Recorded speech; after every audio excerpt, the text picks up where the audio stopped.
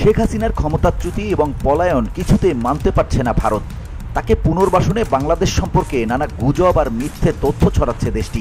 সেই ভারতকে নির্মাতা ও সংস্কৃতি বিষয়ক উপদেষ্টা মোস্তফা সরোয়ার ফারুকী মনে করালেন, হাসিনার অধ্যায় শেষ, তাদের বাস্তবতা মেনে নেয়ার সময় এসেছে। বৃহস্পতিবার রাতে নিজের ভেরিফাইড ফেসবুক পেজে দেয়া এক পোস্টে এই মন্তব্য করেন থার্ড পারসন সিঙ্গুলার নাম্বার সিনেমার নির্মাতা।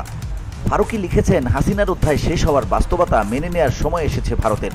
বাংলাদেশের মানুষ সেই অধ্যায় চিরতরে বন্ধ করে দিয়েছে। ভারতীয় বন্ধুদের বোঝা উচিত যে গণহত্যার দায়ে অভিযুক্ত একজন খুনিকে আতিথ্য করা বাংলাদেশি জনগণের অনুভূতিতে আঘাতের শামিল।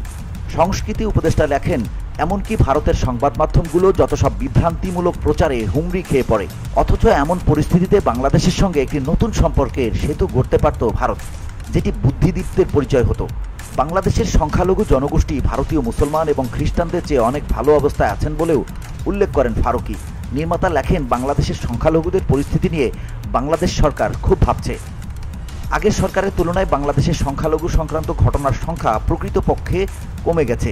আমরা আন্তরিকভাবে সমস্ত শীর্ষ আন্তর্জাতিক সংবাদ প্ল্যাটফর্মের সাংবাদিকদের স্বাগত জানাই দেশের বাস্তব চিত্র তুলে ধরার জন্য।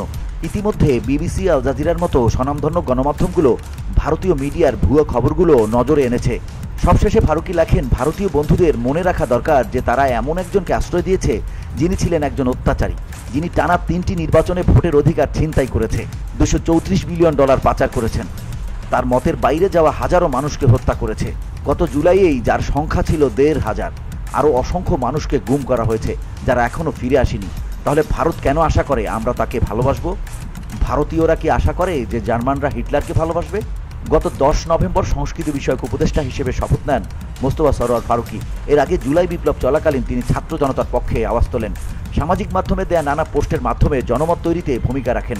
যদিও উপদেষ্টা পরিষদে ফারুকীর অন্তর্ভুক্তি নানা প্রশ্নের জন্ম দেয়। VOD Bangla news desk.